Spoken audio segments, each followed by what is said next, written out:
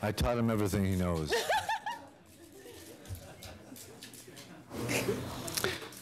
The last time Mr. Dylan and I met was at a cafe in the 14th arrondissement in Paris, France, a day after Mr. Dylan's triumphant concert there. It was a pleasant conversation, a conversation that could be described as shop talk, in which we traded lyrics, both of us astounded at the other's genius.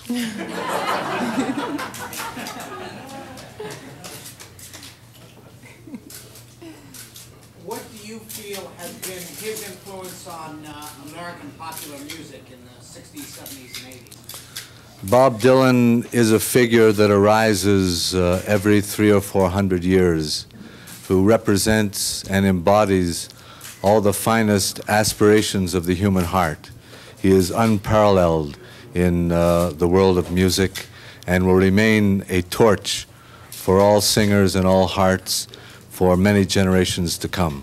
Did he tell you how he felt about receiving this honor tonight? I haven't spoken to Mr. Dylan since that historical meeting in that Paris cafe which I referred to earlier. What year? It was maybe 1 year ago. How much of an influence did he have on your music? Mr. Cohen's songs. Who got the idea for that? I'm sorry, would you repeat that question? It's extremely important. Who had the idea for doing the album Mr. Cohen's songs that you're going to be doing? When I was 18 years old, I sang Leonard's tunes in the Troubadour. And I hadn't met Leonard yet. As an adolescent, I was deeply moved by his work.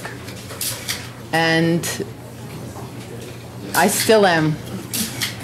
And working in the field of popular music has left me without the songs to express my true nature. And I finally decided that I had to sing the songs that were wide enough and deep enough to express my soul. And so I decided to make this record. Which ones have you selected?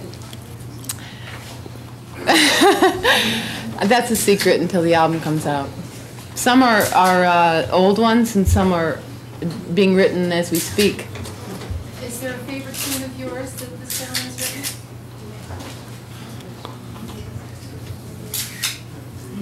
No, I don't have one.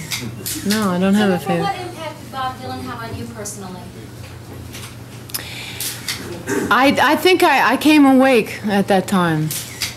I think I awakened at that time. How did that, what was that like? I mean, what was that, as a writer, as a person, as a woman? Oh, it was a chance to use music as an expression for your really actually honest feelings, rather than having music as a theatrical show piece or music had been a mask to me before that. And then Dylan explained to me that it could be a vehicle for your honest heart. What was the first piece you wrote as a result of that newfound identity of yours? I don't think that I could make the connection between Dylan's work and my ability to write, but I have to say that when Dylan opened the door for honesty, it kind of caused a big separation between the musicians that existed previously until, and the ones that existed afterwards. There was a big severance that happened when Dylan appeared. It was like, uh-oh, we don't have to pretend. We can talk about how we really feel in music. It doesn't have to be shrouded in dancing lessons and singing lessons. It can be something that emanates from the secrecy of the privacy of our rooms. Leonard, when you were beginning to write Suzanne, how much of an impression did Bob Dylan make on that particular song? Because they both came out about the same time. Parallels. I can honestly say that in terms of writing, Bob Dylan had a minimal influence. But in terms of a spirit, in terms of well, I don't think there is as beautiful a spirit that has arisen in America for many generations. and I doubt if as beautiful a spirit will arise for many generations. We are privileged to be in the company of one of the greatest hearts that has spoken of the heart in America for a long, long time. To be with Bob in the same picture, it really is, because I've admired him for so long. Has he influenced your songwriting and performing? Yes, he has. As a matter of fact, I was telling Bob a few minutes ago that I used to sing some of his songs quite a bit in concert and things like that.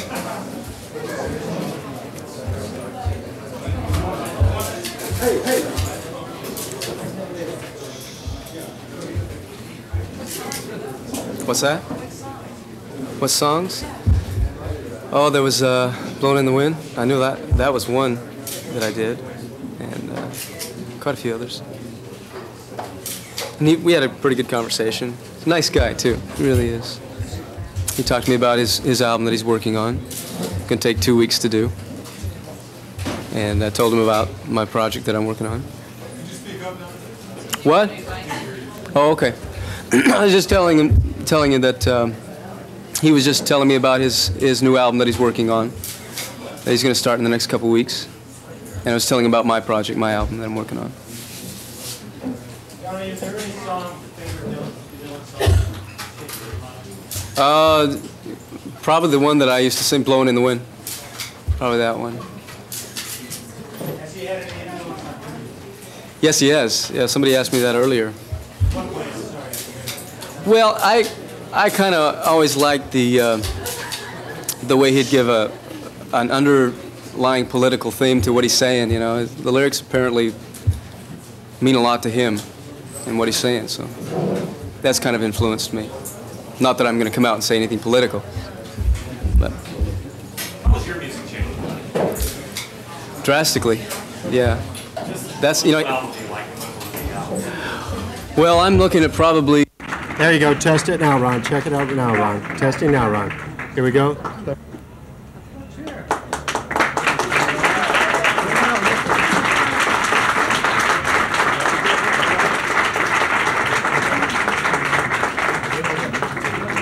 Many of whom are with us today, and all the members of ASCAP, I'd like to welcome you to a very special celebration for a very special colleague, one of the great voices in American music, Bob Dylan.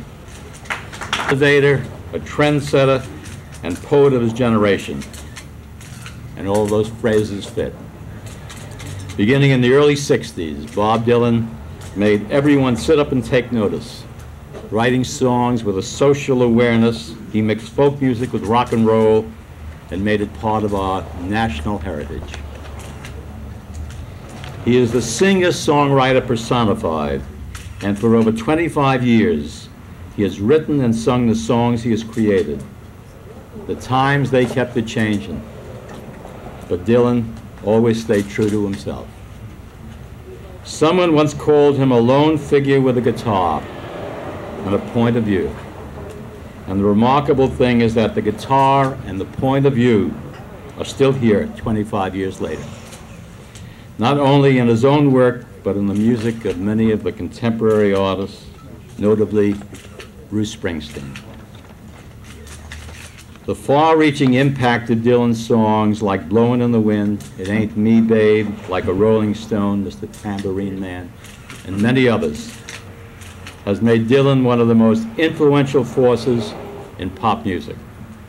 And so, Bob, in recognition of all your accomplishments, I'd like to present you with a very special award on behalf of the ASCAP Board of Directors, all the ASCAP members, and if I may, would you come up here?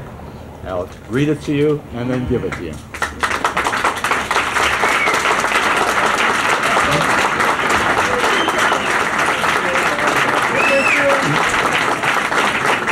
This says, the American Society of Composers, Authors, and Publishers presents the ASCAP Founders Award to Bob Dylan, whose legendary contributions to music have been a sustaining influence on the music of an entire generation, and whose accomplishments reflect the goals set forth by ASCAP's founding fathers, March 31, 1986. Bob.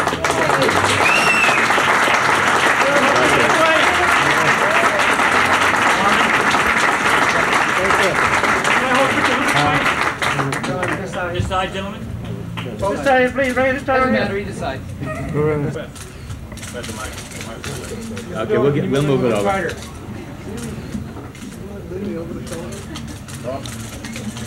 Bob, I wondered at this point, do you find it ironic that you're getting this award from the Hollywood establishment after all those years of writing those songs? I'm from New York.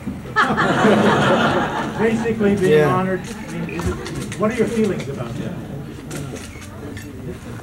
Well, you know, I feel like I'm accepting this award for a lot of people who started out in rock and roll and folk music. And we never claimed to be as good as Johnny Mercer or Hal David or Jerome Kern or any of those people, but we just used that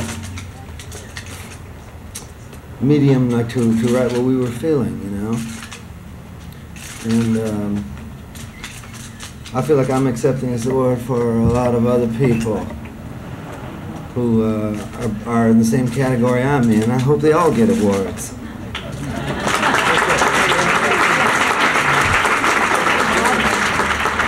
When you were writing your songs, I didn't want to. we're not going to have a press conference. Bob, just some questions. No questions. Let this side.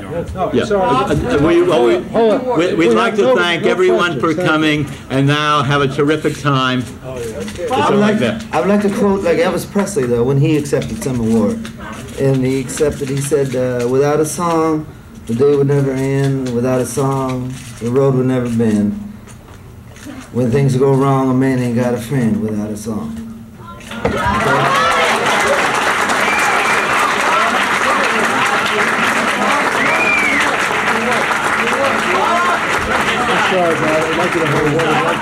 As important as the music that was being made back in the 60s. Not really, nothing's going to change. Any evidence that it's going to change? What's time?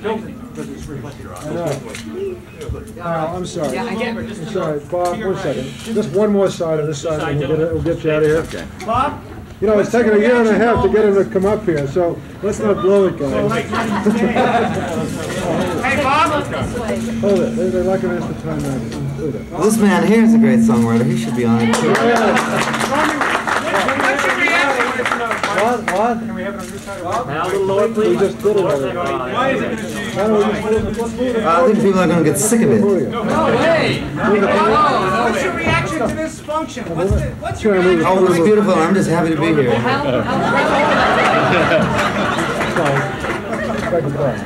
Bob, what about the future? Where are you going to go from here? I'm going home. Okay, thank you. Okay. Thank you, guys.